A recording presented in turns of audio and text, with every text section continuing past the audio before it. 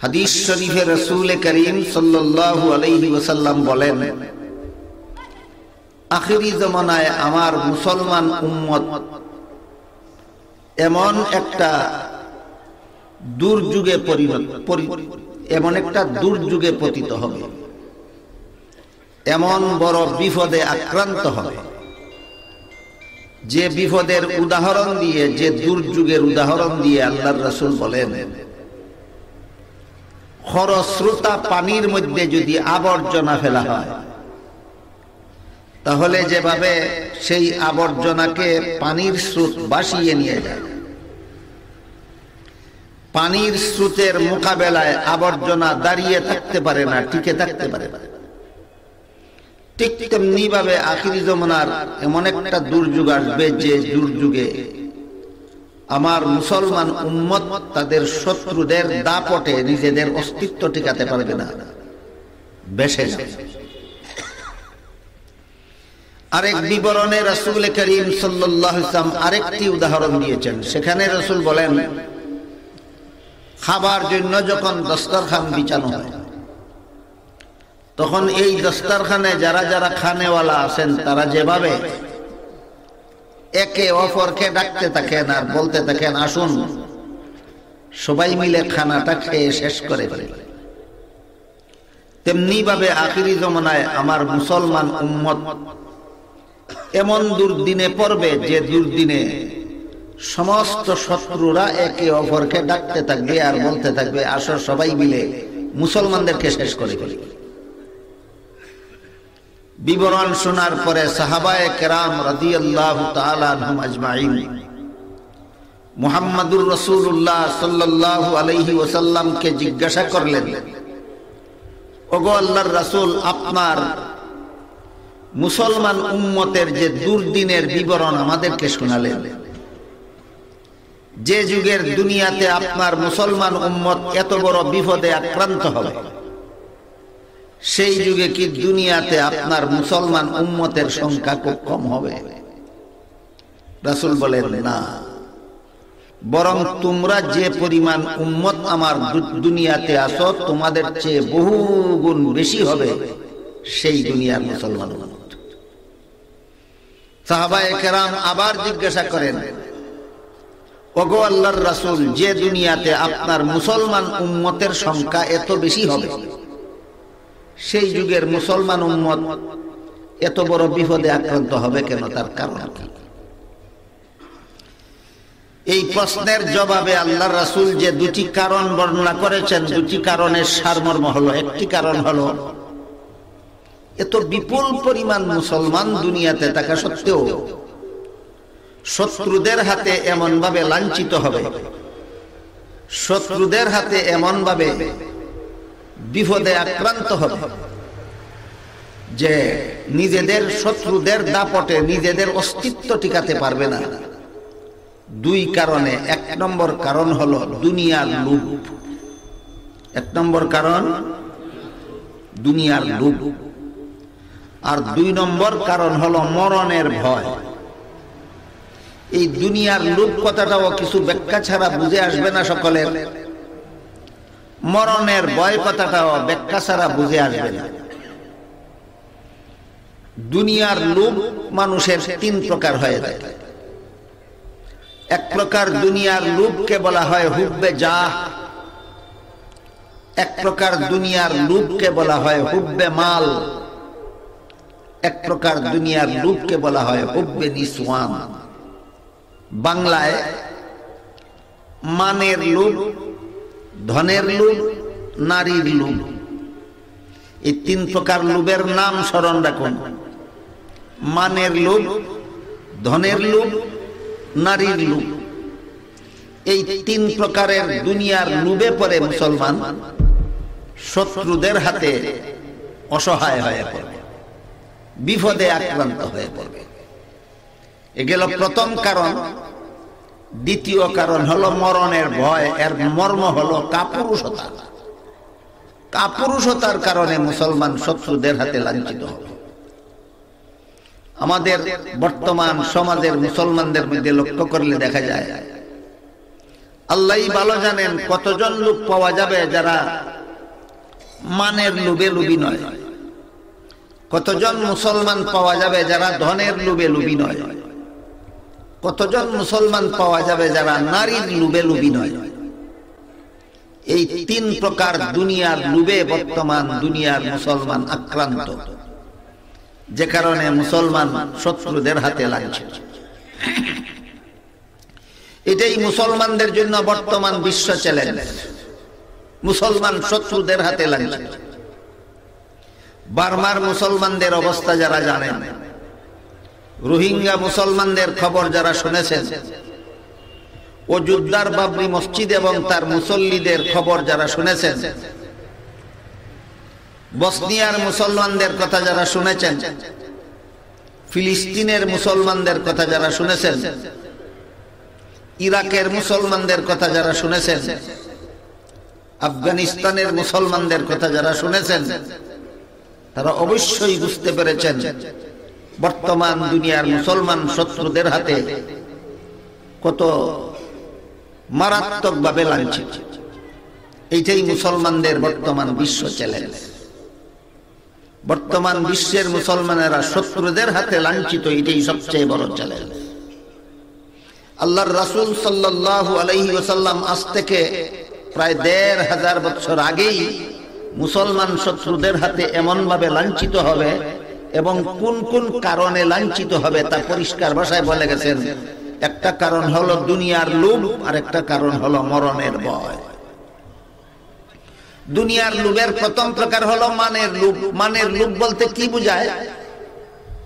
১০০০ টাকা খরচ করতে রাজি, লক্ষ টাকা খরচ করতে রাজি, কোটি কোটি টাকা খরচ করতে রাজি, সমস্ত ধন সম্পদ বিসর্জন দিতে রাজি, কিন্তু পদ দখল করার জন্য মরিয়া হয়ে ওঠে। পদের লোভী আছে কিনা বর্তমান সমাজে মুসলমান? পদের লোভী। হাদিস শরীফে উল্লেখ আছে, রাসূল করিম সাল্লাল্লাহু আলাইহি ওয়াসাল্লাম বলেন, কাল হাসরের বিচারে ৩ দল মানুষের প্রতি আল্লাহ রহমতের দৃষ্টিতে তাকাবেন। এর মধ্যে এক দল, আপনারা কি মনে করেন কিয়ামতের দিন আল্লাহ যাদের প্রতি রহমতের দৃষ্টিতে তাকাবেন না, এরা ভাগ্যবান না হতভাগা? ৩ দল হতভাগা এমন হবে যাদের প্রতি হাসরের মাঠে আল্লাহ রহমতের দৃষ্টিতে তাকাবেন। এর মধ্যে এক দল, আম্মা কাউমান ওয়া হুম লাহু কারিহুন, ওই সমস্ত লোকের কর্তৃত্ব দখল করে যে সমস্ত লোকেরা তারা কর্তা হিসাবে মানতে রাজি নয়। কিসের লোভে? ধনের লোভে না মানের লোভে? কর্তৃত্ব ধনের লোভ নয়, কর্তৃত্ব দখল করা হলো মানের লোভ। এই মানের লোভে যারা কর্তৃত্ব দখল করে, ন্যায় হোক অন্যায় হোক, যে কোনো পন্থা অবলম্বন করে, যে কোনো অবিচার জুলুম নির্যাতন অবলম্বন করে শুধু এই মান দখল করে রাখার জন্য। এটা হইল দুনিয়ার লোভের প্রথম প্রকার। আপনারা কি মনে করেন এইরকম মানের লোভে লোভী মুসলমান আছে বর্তমান সমাজে? কিসের কারণ? শত্রুদের হাতে লাঞ্ছিত হওয়ার কারণ। শত্রুদের হাতে লাঞ্ছিত হওয়ার কারণ। ২ নম্বর কারণ হলো ধনের লোভ। ধনের লোভে বর্তমান দুনিয়ার অনেক মুসলমান ধনের লোভে কেউ চুরি করে, কেউ ডাকাতি করে, কেউ জবরদখল করে, কেউ ছিনতাই করে, কেউ হাইজেক করে, কেউ সুদ খায়, কেউ ঘুষ খায়। আমি আপনাদের জিজ্ঞাসা করি, চুরি করে কিসের লোভে? মানের লোভে চুরি করে না ধনের লোভে চুরি করে? ডাকাতি করে ধনের লোভে, হাইজেক করে ধনের লোভে, ছিনতাই করে ধনের লোভে, জবরদখল করে ধনের লোভে, সুদ খায় ধনের লোভে, ঘুষ খায় ধনের লোভে। আপনারা কি মনে করেন আমাদের সমাজে ঘুষখোর মুসলমান আছে, সুদখোর মুসলমান আছে, জবরদখলকারী মুসলমান আছে?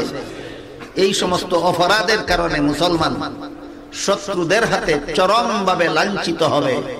আজ থেকে ১৫০০ বছর আগে রাসূল করিম সাল্লাল্লাহু আলাইহি ওয়াসাল্লাম বলে গেছেন। গেল ২ নম্বর, ধনের লোভ, দুনিয়ার লোভ। তিন নম্বর দুনিয়ার লোভ হইল নারীকে উপভোগ করার।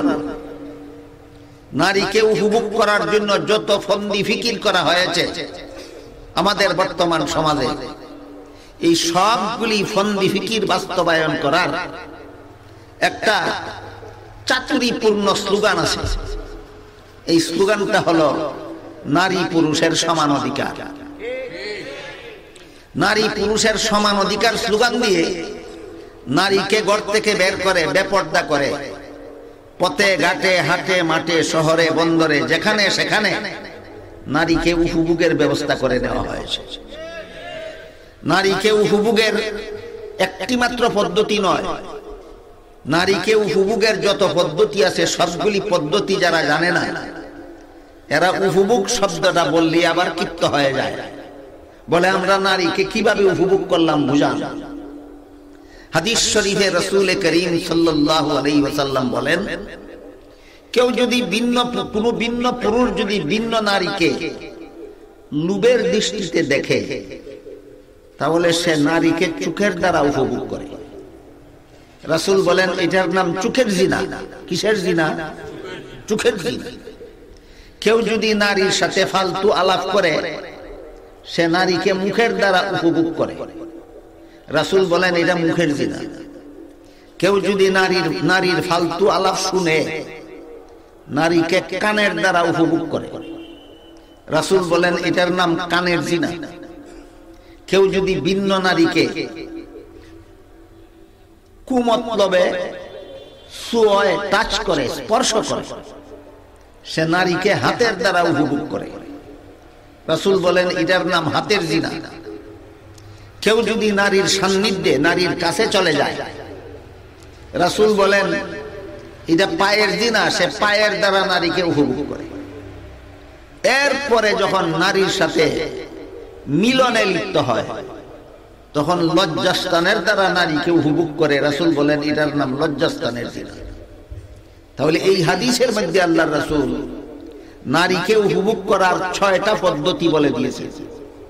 প্রথম নম্বর চোখের দ্বারা উপভোগ করা, দ্বিতীয় নম্বর মুখের দ্বারা উপভোগ করা, তৃতীয় নম্বর কানের দ্বারা উপভোগ করা, চতুর্থ নম্বর হাতের দ্বারা উপভোগ করা, পঞ্চম নম্বর পায়ের দ্বারা উপভোগ করা, ষষ্ঠ নম্বর লজ্জাস্থানের দ্বারা উপভোগ করা। রাসূলের হাদিসের মর্ম বুঝে থাকলে এবার আপনারা দয়া করে বলুন তো, বর্তমান সমাজের কোন মুসলমান কি নারীকে চোখের দ্বারা উপভোগ করে? মুখের দ্বারা করে, কানের দ্বারা করে, হাতের দ্বারা করে, পায়ের দ্বারা করে, লজ্জাস্থানের দ্বারা উপভোগ করে। কিসের লোভ? দুনিয়ার লোভ। কিসের লোভ? দুনিয়ার লোভ। এই 3 প্রকার দুনিয়ার লোভে যখন মুসলমান লোভী হয়ে যাবে, আল্লাহ রাসূল 1500 বছর আগে বলে গেছেন, তখন মুসলমান শত্রুদের হাতে লাঞ্ছিত হবে। 3 প্রকার লোভে যখন মুসলমান লোভী হয়ে যাবে, তখন শত্রুদের হাতে লাঞ্ছিত হবে। যে সমস্ত লোকেরা বলে নারী পুরুষ সমান, এরা নারীকে এই সমান অধিকারের স্লোগান দিয়ে নারীকে ঘর থেকে বেপর্দা করে বের করে পথে ঘাটে উপভোগ করার ব্যবস্থা করে নিয়েছে। পথে ঘাটে উপভোগ যতভাবে করা হয়, এর মধ্যে প্রথমটা হলো চোখের দ্বারা উপভোগ করা হয়।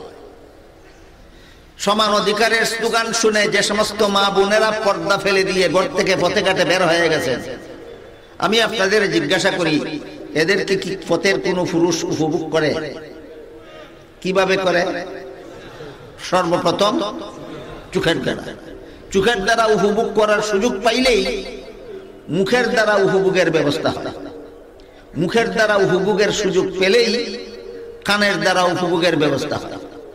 কানের দ্বারা উপভোগের সুযোগ পেলেই হাতের দ্বারা উপভোগের ব্যবস্থা হয়। হাতের দ্বারা উপভোগের সুযোগ পেলেই পায়ের দ্বারা উপভোগের ব্যবস্থা হয়। পায়ের দ্বারা উপভোগের সুযোগ পেলেই লজ্জাস্থানের দ্বারা উপভোগের ব্যবস্থা হয়। সবগুলি উপভোগকে আল্লাহর রাসূল এক একটা জিনা নামে আখ্যায়িত করেছেন। রাসূল করিম সাল্লাল্লাহু আলাইহি ওয়াসাল্লামকে যখন সাহাবায়ে কেরাম জিজ্ঞাসা করলেন যে দুনিয়াতে আপনার মুসলমান উম্মতের সংখ্যা এত বেশি হবে, সেই দুনিয়ার মুসলমানেরা শত্রুদের হাতে লাঞ্ছিত হবে কেন? জবাবে রাসূল, সংক্ষিপ্ত জবাবে রাসূল বলেছেন 2 কারণে।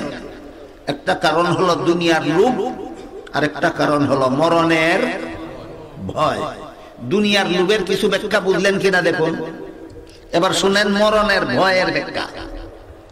মরণের ভয় দুই প্রকার আছে। এক প্রকার মরণের ভয় ভালো, বরং এই মরণের ভয় থাকলেই মুসলমান গুনার কাজের সাহস করতে পারে না। যতক্ষণ পর্যন্ত মুসলমানের অন্তরে ভালো ধরনের মরণের ভয় থাকবে ততক্ষণ পর্যন্ত গুনার কাজের সাহস করতে পারে না। এই জন্য হাদিস শরীফে আল্লাহর রাসূল সাল্লাল্লাহু আলাইহি ওয়াসাল্লাম বলেছেন, আকসিরু যিকরা হাযিমিল লাযযাতিল মাউত, ওই মরণকে তোমরা বেশি বেশি স্মরণ করো যেই মরণের কারণে দুনিয়ার সমস্ত ভোগবিলাস চিরকালের জন্য বন্ধ হয়ে যাবে। এই মরণকে স্মরণ রাখতে পারলে আর কোন রকমের গুনার কাজের সাহস অন্তরে থাকে না। এভাবে মরণের ভয় অন্তরে থাকা খুবই ভালো।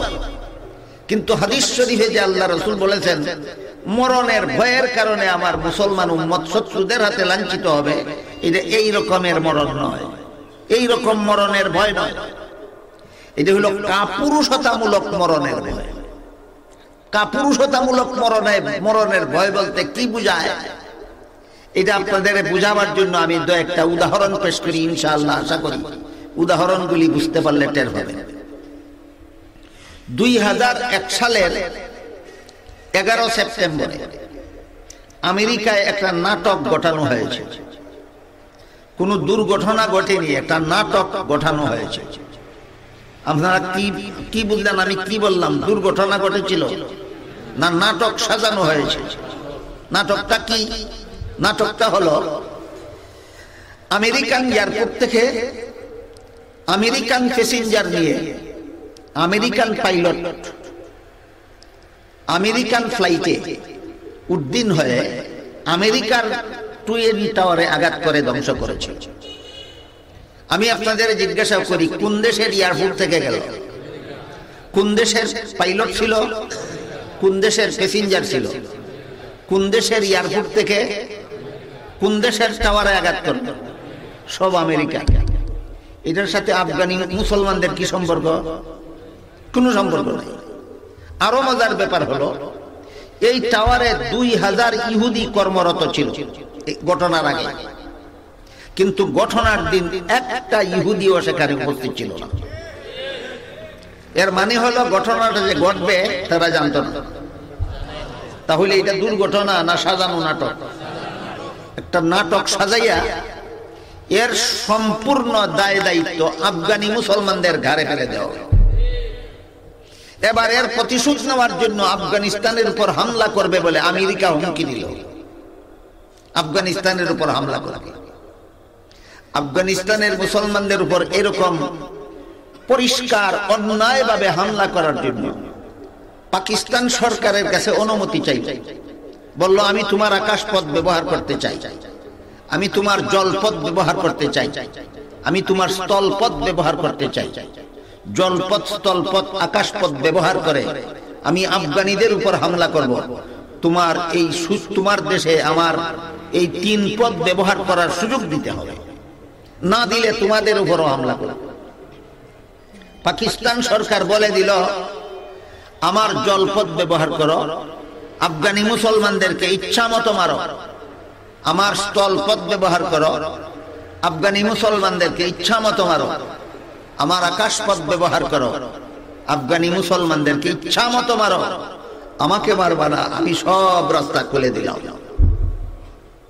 বুঝে থাকলে বলুন, তখন আফগানি মুসলমান জালেম ছিল না মজলুম ছিল? আমেরিকান বাহিনী মজলুম ছিল না জালেম ছিল? এই সমস্ত জালিমেরা নিরীহ মুসলমানদের উপর হামলা করতে চাইল। পাকিস্তান সরকার তার দেশের সব পথ ব্যবহার করার অনুমতি দিয়ে দিল। কেন? না দিলে তারেও মারবে। এই যে মরণের ভয়, যে আমি যদি অনুমতি না দিই তাহলে আমাকেও মারবে, এই মরণের ভয় কি বাহাদুরি না কাপুরুষতা? এই রকমের কাপুরুষতামূলক মরণের ভয় মুসলমানের অন্তরে যখন ঢুকবে, তখন আল্লাহর রাসূল বলে গেছেন মুসলমানেরা শত্রুদের হাতে চরমভাবে লাঞ্ছিত হবে। এই কাপুরুষতামূলক মরণের ভয়ের একটা উদাহরণ আপনাদের সামনে তুলে ধরলাম। এরপরে দেখুন গেল 2001 সালের ঘটনা। 2003 সালে এই আমেরিকার বিশ্ব সন্ত্রাসী বাহিনী ইরাকি মুসলমানদের উপর হামলা করার জন্য আরেকটা নাটক সাজাইল। আফগানি মুসলমানদের উপর হামলা করার জন্য একটা নাটক সাজাইছিল, ইরাকি মুসলমানদের উপর হামলা করার জন্য আরেকটা নাটক সাজাইল। সেই নাটকটা কি? সাদ্দাম ছিল তখনকার ইরাকের প্রেসিডেন্ট। সাদ্দামের বিরুদ্ধে অভিযোগ উঠাইল আমেরিকান সরকার যে সাদ্দাম গণবিধ্বংসী অস্ত্র আবিষ্কার করেছে। সাদ্দাম কইল আমি এই রকম অস্ত্র আবিষ্কার করিনি, যেই অস্ত্র যুদ্ধের ময়দানে ব্যবহার করলেও শুধু শত্রু সেনা মরে না, নিরীহ জনগণ মরে যায়, এই রকম অস্ত্র আমি আবিষ্কার করিনি। আমেরিকান সরকার বলে করেছ। সাদ্দাম বলে করে থাকলে দেখাও, আদালতে আমার বিচার করো। বলল দেখাবো না, বিচার আদালতে বিচারের জন্য যাব না। তাহলে তুমি কি চাও? তোমার উপর হামলা করো। এটা কি ন্যায় নীতি, আইন আদালত, বিচার আচারের মাধ্যমে না সম্পূর্ণ গায়ের জোরে? সম্পূর্ণ গায়ের জোরে এরকম হামলা চালানো এটা মানুষের স্বভাব নয়, এটা কুত্তার স্বভাব। আপনারা লক্ষ্য করলে দেখে থাকবেন রাস্তার পাশে একটা দুর্বল কুত্তা যদি একটা শক্তিশালী কুত্তার সামনে পড়ে যায়, তাহলে শক্তিশালী কুত্তাটা দুর্বল কুত্তাটাকে সালামালকি দিয়ে চলে যায় না ঝাঁপিয়ে পড়ে? কি অপরাধ? একটাই অপরাধ, তুমি দুর্বল আমি শক্তিশালী। বস তুমি যে দুর্বল এটা আমার প্রমাণ করতে হবে, আমি যে শক্তিশালী এটা আবার প্রমাণ করতে হবে। শক্তিশালী হলেই দুর্বলের উপর ঝাঁপিয়ে পড়া এটা মানুষের স্বভাব নয়, কুত্তার স্বভাব। কুত্তার এই স্বভাবটা বর্তমান বিশ্বে পরিপূর্ণভাবে পাওয়া যায় আমেরিকার কাছে। কুত্তার এই স্বভাবটা বর্তমান বিশ্বে পরিপূর্ণভাবে কোথায় পাওয়া যায়? আমেরিকায় পাওয়া যায়। ঝাঁপিয়ে পড়লো আমেরিকান সেনাবাহিনী ইরাকের নিরীহ মুসলমানদের উপর। সাদ্দামকে, ইরাকের প্রেসিডেন্ট সাদ্দামকে ঈদুল আজহার রাত্রে ফাঁসি দিল। এর চেয়ে বড় অপমানজনক মুসলমানের জন্য আর কি হতে পারে? মুসলমানের জন্য এর থেকে ফাঁসি দেওয়ার আর কোনো তারিখ পাইলাম না। ঈদুল আজহার রাত্রে সাদ্দামকে পাঠিয়ে দিল, দিয়া ইরাকের গদিতে আমেরিকার পুতুল সরকার বসায়। আমেরিকার পুতুল সরকার বসানোর পরে বর্তমানে ইরাকের সরকার আমেরিকার আঙ্গুলের ইশারায় ইরাক শাসন করে, কিন্তু বের করে দেখাতে পারলো না যে এই নিষিদ্ধ অস্ত্র সাদ্দাম আবিষ্কার করেছিল। তাহলে ওই সময়ে আমেরিকার বিশ্ব সন্ত্রাসীরা ইরাকের নিরীহ মুসলমানদের উপর হামলা করার জন্য যখন ঝাঁপিয়ে পড়েছিল, হামলা করেছিল, তখন পাকিস্তান কার পক্ষে ছিল? বাংলাদেশ কার পক্ষে ছিল? অন্যান্য মুসলমানের দেশ কার পক্ষে ছিল? ঘটনা কি? আমেরিকা নিয়ে ছিল না অন্যায়? আমেরিকা মজলুম ছিল না জালেম? ইরাকি মুসলমান জালিম ছিল না মজলুম? সেই দিন বাংলাদেশের মুসলমানও জালিমের পক্ষে গেল, পাকিস্তানও জালিমের পক্ষে গেল, ইরানও জালিমের পক্ষে গেল, সৌদি আরবও জালিমের পক্ষে গেল। যত মুসলিম বিশ্বে যত মুসলমান শাসিত দেশ আছে, প্রায় ১.৫ বেশি মুসলমান শাসিত দেশের প্রত্যেকটা দেশের মুসলমান সরকার লাল কুত্তার পক্ষে গেল, স্বজাতি নিরীহ মুসলমানের বিপক্ষে গেল। কিসের ভয়ে? এই রকম মরণের ভয়। এটা কি বাহাদুরিপূর্ণ মরণের ভয় না কাপুরুষতাপূর্ণ মরণের ভয়? এই রকম কাপুরুষতাপূর্ণ মরণের ভয় যখন মুসলমানের অন্তরে ঢুকবে, আজ থেকে ১৫০০ বছর আগে রাসূল বলে গেছেন, তখনকার মুসলমান শত্রুদের হাতে চরমভাবে লাঞ্ছিত হবে। আফগানিস্তানের একটা উদাহরণ আপনাদের সামনে তুলে ধরলাম, ইরাকের একটা উদাহরণ আপনাদের সামনে তুলে ধরলাম। শুধু যে দুই কারণে মুসলমান শত্রুদের হাতে লাঞ্ছিত হবে, এর দ্বিতীয় কারণটা বোঝার জন্য আল্লাহর রাসূল বলেন, দুই কারণে আমার বিপুল সংখ্যক মুসলমান উম্মত শত্রুদের হাতে লাঞ্ছিত হবে। একটা হলো দুনিয়ার লোভ, আর একটা হলো মরণের ভয়। দুনিয়ার লোভ ৩ প্রকার: মানের লোভ, ধনের লোভ, নারীর লোভ। ৩ প্রকার দুনিয়ার লোভে বর্তমান দুনিয়ার মুসলমান আক্রান্ত। ৩ প্রকার দুনিয়ার লোভের লোভী। মরণের ভয় মানে কাপুরুষতামূলক ভয়। বর্তমান বিশ্বের সবগুলি মুসলমান দেশের সরকার এই মুসলমানের পক্ষ অবলম্বন করলে, এই লাল কুত্তার দলে হামলা করে বলবে, এই ভয়ে কুত্তার দলের পক্ষে থাকে, নিরীহ স্বজাতির পক্ষে থাকে। এই ভূমিকাটা কেমন, এটা আপনাদেরকে বোঝাবার জন্য একটা ছোট্ট ধরনের একটা নিম্নমানের একটা উদাহরণ তুলে ধরতে চাই। আমি আগেই বলেছি, একটা শক্তিশালী কুত্তা যখন একটা দুর্বল কুত্তার উপর হামলা করে বসে, তখন সেখানে অন্যান্য কুত্তা যদি আসে, অন্য কুত্তাগুলি কোন পক্ষে যায়?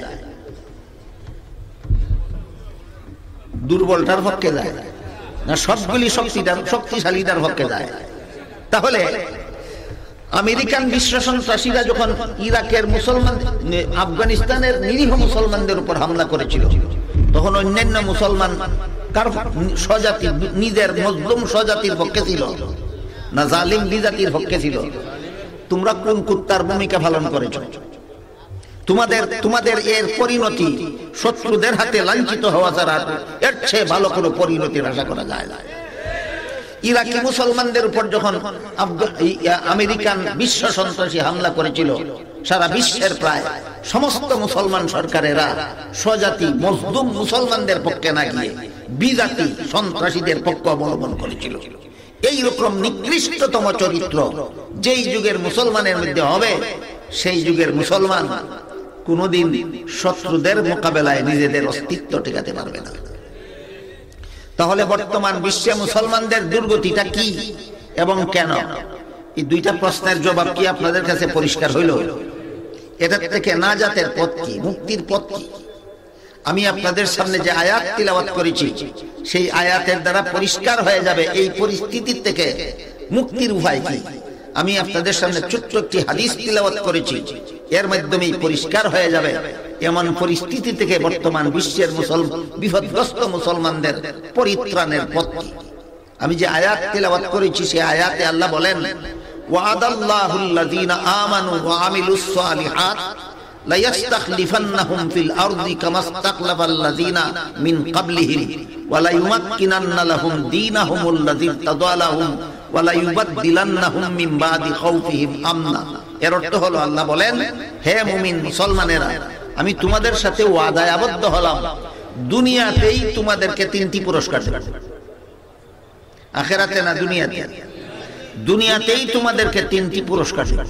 এক নম্বর পুরস্কার, সারা দুনিয়ার শাসন ক্ষমতা তোমাদের হাতে দেব। সারা দুনিয়ার শাসন ক্ষমতা তোমাদের হাতে দেব। দুই নম্বর পুরস্কার, ইসলাম ধর্মকে আমি সারা দুনিয়ায় প্রতিষ্ঠা করে দেব। আখিরাতে না দুনিয়াতে? সারা দুনিয়ার শাসন ক্ষমতা আল্লাহ মুসলমানদের হাতে দিবেন, আখিরাতে না দুনিয়াতে? তিন নম্বর পুরস্কার, শত্রুদের হামলা থেকে তোমাদের নিরাপদ করে দেব। বলুন, বর্তমান দুনিয়ার মুসলমান শত্রুদের হামলা থেকে নিরাপদে না আক্রান্ত? আল্লাহ ওয়াদা করেছেন নিরাপদ করে দেব। শত্রুদের হামলার শিকারে তোমাদের পরিণত হতে হবে না। শত্রুদের হামলা থেকে আমি আল্লাহ তোমাদের মতো মুসলমানকে নিরাপদ করে দেব। কটা পুরস্কার? এক নম্বর, সারা দুনিয়ার শাসন ক্ষমতা তোমাদের হাতে দেব। দুই নম্বর, ইসলাম ধর্মকে সারা দুনিয়ায় প্রতিষ্ঠা করে দেব। তিন নম্বর, শত্রুদের হামলা থেকে নিরাপদ করে দেব। আমার কথা বুঝে থাকলে বলুন, বর্তমান দুনিয়ার মুসলমান শত্রুদের হামলা থেকে নিরাপদে না আক্রান্ত? কোন কারণে? দুই কারণে। দুনিয়ার লোভ, মরণের ভয়। ক কারণে? দুনিয়ার লোভ, মরণের ভয়। মুক্তির পথ, আল্লাহ বলেন, এই শত্রুদের হামলা থেকেও তোমরা নিরাপত্তা পাবে, ইসলাম ধর্মকে সারা দুনিয়ায় প্রতিষ্ঠিত পাবে, সারা দুনিয়ার শাসন ক্ষমতা তোমাদের হাতে পাবে, যদি তোমরা একটা শর্ত পালন করো। কটা শর্ত? একটা। শর্তটা কি? আমল ভালো করো। শর্তটা কি? আমল ভালো করো। বর্তমান দুনিয়ার মুসলমানদের মধ্যে অনুল্লেখযোগ্য কিছু মুসলমান ছাড়া বাকি মুসলমানের সিংহভাগের আমল খারাপ। সিংহভাগ মুসলমানের আমল খারাপ। এই রকম খারাপ আমলওয়ালা মুসলমানের হাতে আল্লাহ দুনিয়ার শাসন ক্ষমতা দিবেন না। এরকম খারাপ আমলওয়ালা মুসলমানদের যুগে আল্লাহ ইসলামকে দুনিয়ায় প্রতিষ্ঠা করে দেবেন না। এমন খারাপ আমলওয়ালা মুসলমানদেরকে আল্লাহ শত্রুদের হাত থেকে নিরাপত্তা দেবেন না। তাহলে আল্লাহ পাক রব্বুল আলামিন দুনিয়াতে আমাদেরকে 3 পুরস্কার দিবার ঘোষণা করেছেন, বিনা শর্তে না, একটি শর্তে। শর্তটা কি? আমল ভালো করো। আমি যে হাদিস তেলাওয়াত করেছিলাম তাতে আল্লাহর রাসূল বলেন, বাদিরু বিল আমালি ফিতানান কাকিতাইল লাইলিল মুজলিম। এর মর্ম হলো সন্ধ্যার পর থেকে যেমন রাতের অন্ধকার ঘনাইতে থাকে, কি বলেন আপনারা? সন্ধ্যার পর থেকে রাতের অন্ধকার দূর হতে থাকে না ঘনাতে থাকে? সন্ধ্যার পর থেকে যেমন অনবরত রাতের অন্ধকার ঘনাতে থাকে, ঠিক তেমনি ভাবে বিপদের দিন, দুর্দিনের সময় তোমরা এই প্রতিযোগিতামূলক ভাবে নেক আমল বাড়াতে থাকো। সন্ধ্যার পর থেকে অন্ধকার যেমন ভাবে ক্রমান্বয়ে বাড়তে থাকে, বিপদগ্রস্ত অবস্থায় তোমাদের নেক আমল ক্রমান্বয়ে বাড়াতে থাকো। এইটাই হলো বিপদ থেকে মুক্তির একমাত্র পথ। আমাদের আমল সংশোধন করা। আমাদের আমল খুব খারাপ হয়ে গেছে, আমাদের আমল মারাত্মক খারাপ হয়ে গেছে। বর্তমান দুনিয়ার মুসলমান 3 প্রকার দুনিয়ার লুবে লুবি, মানের লুবে লুবি, ধনের লুবে লুবি, নারীর লুবে লুবি। এই কারণে শত্রুদের হাতে লাঞ্ছিত। পরিত্রাণের একমাত্র পথ, যে আমল হাতছাড়া করে তোমরা বিপদে পড়েছ, সেই আমল এর অভ্যাস গড়ে তোলো। নেক আমলের শর্তে আল্লাহ তোমাদেরকে 3 পুরস্কারের ঘোষণা দিয়েছেন। তোমরা যদি আমল ভালো করো, দুনিয়ার শাসন ক্ষমতা আল্লাহ তোমাদের হাতে দিবেন। তোমরা যদি আমল ভালো করো, ইসলাম ধর্মকে আল্লাহ দুনিয়ায় প্রতিষ্ঠা করে দেবেন। তোমরা যদি আমল ভালো করো, শত্রুদের হামলা থেকে আল্লাহ তোমাদের নিরাপদ করে দেবেন। বর্তমান বিশ্বের চ্যালেঞ্জটা বুঝতে পারলেন কিনা? চ্যালেঞ্জের মোকাবেলা করার ব্যবস্থাটা বুঝতে পারলেন কিনা? বুঝতে পারলে আল্লাহ আপনাদের আমাদের সবাইকে এই বর্তমান বিশ্বের চ্যালেঞ্জ মোকাবেলা নেক আমলের দ্বারা, বদ আমল বর্জনের মাধ্যমে নেক আমলের দ্বারা এই বর্তমান বিশ্বের চ্যালেঞ্জ মোকাবেলা করার তৌফিক আল্লাহ বিশ্ব মুসলিমকে দান করুন। সবাই বলুন আমিন। সুবহানা রাব্বিকা রাব্বিল ইজ্জাতি আম্মা ইয়াসিফুন ওয়া সালামুন আলাল মুরসালিন ওয়ালহামদুলিল্লাহি রাব্বিল আলামিন।